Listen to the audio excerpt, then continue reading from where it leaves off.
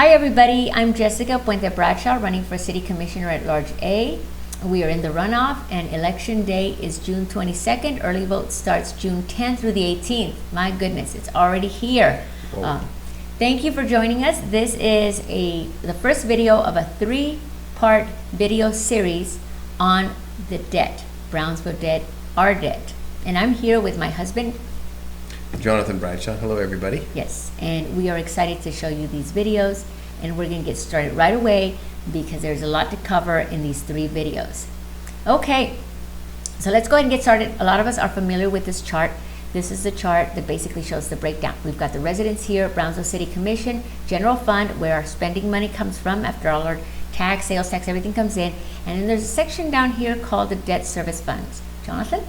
We're going to be talking about the general debt service fund, which is on the right. Exactly.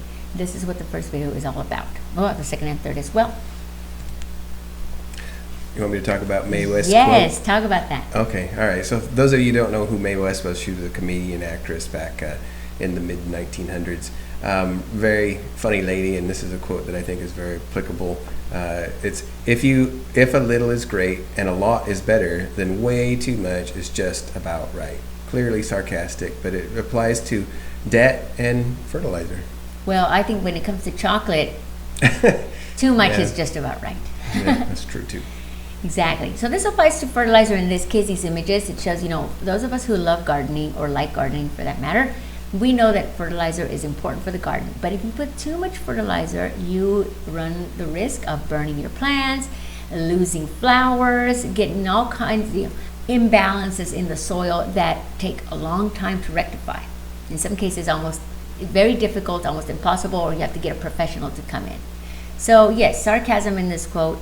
Is debt the same way? It is. Debt is very much a tricky balance, right? If you don't have or use debt, then your ability to grow your finances or grow your financial well-being is somewhat limited. But if you get overboard and really overuse debt, then you're in the same situation as a gardener that's over-fertilized their plants. It's going to take a while to cure and things like that. Exactly. So we're going to jump right into the first slide. Ta-da! This is the Brownsville bond debt. Now, take a look at this down here at the bottom. 143.2 million. Jonathan, what's this?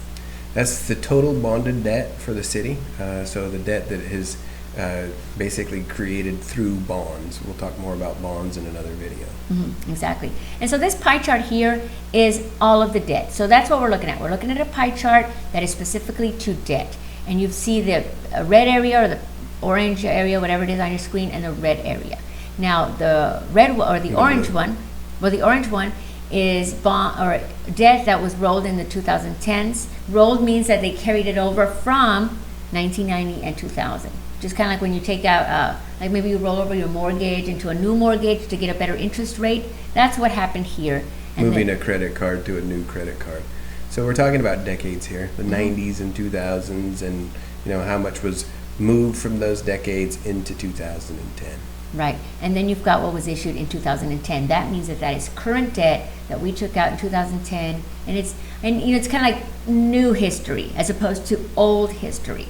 Okay, so I'm gonna let Jonathan explain this a little bit, and check out these numbers. If you need to pause the video so that you can look at it and study the slide, excellent. Go ahead, Jonathan.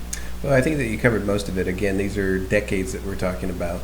But the key takeaway from this slide is that the vast majority, well, not the vast, 57%, which is a majority of the debt that we currently have in the city, originated in the 90s and 2000s. So the things that were purchased in the 90s, 2000s are still on Brownsville's books.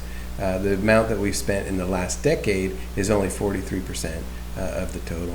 Right. So we're looking at 81.4 million and then 61.8. Now, I will say that this information does come from the budget, but not just one budget. You have to go back several budgets to be able to kind of add all of this stuff up. Okay, we're going to go. Can I just make a point on that? Is that really it's difficult to look at just one budget and get an understanding of the story. It's like looking at a picture.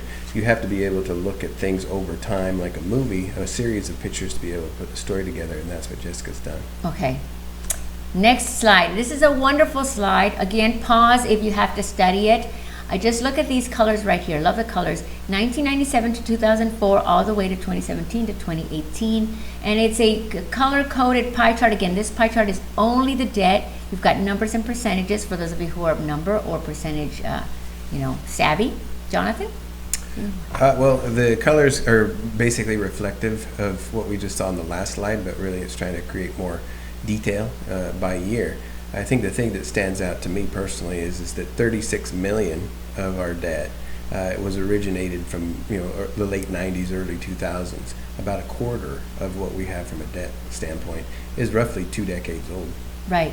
So think about your credit cards and think, am I still paying for something I bought 20 years ago? How many of us have a credit card and we have that situation going on? Now it's different. When you buy a house, it's a mortgage, and you kind of understand that.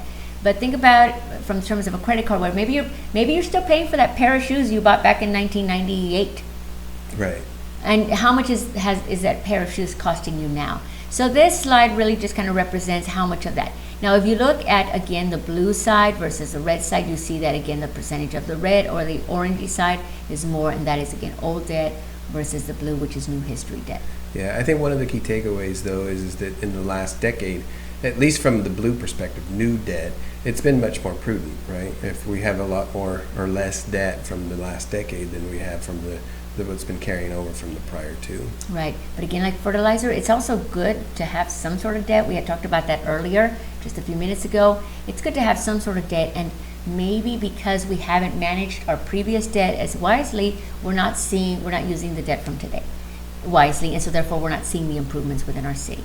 Yeah, but the key takeaway, though, that I think everybody has to appreciate, and it's a very important point because it really dictates what the city is able to do, from fixing the roads, hiring more police officers, or whatever. The city is constrained, and meaning that it is unable to be flexible and be able to achieve its goals because it has over-fertilized, right? We have debt that we're carrying over from a couple of decades ago. Right, which leads us on to our next slide. This is, sometimes it takes me a minute to wrap my brain around this, but basically this is a slide that represents the total amount in a different kind of color. We're looking at what we've paid down and what we have not paid in regards to all of this debt. Okay? That's right.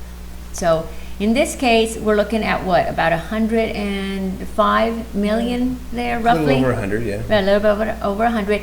And of that debt that we've had that was rolled over back, years ago from the 1990s and 2000s, we've only paid the equivalent of basically of this blue, sorry, you keep using my hand, of this blue wedge right here, this square, this rectangle. All of this is debt that we still haven't paid off. So think about your credit card. I've got debt that is 20 years old, and I've only managed to pay down this much on my credit card. Go ahead and explain this, Jonathan. I don't want to hog the mic. It's the same thing. Like we were talking about earlier, is that this decade there hasn't been as much debt taken out, and ultimately we're still paying that down.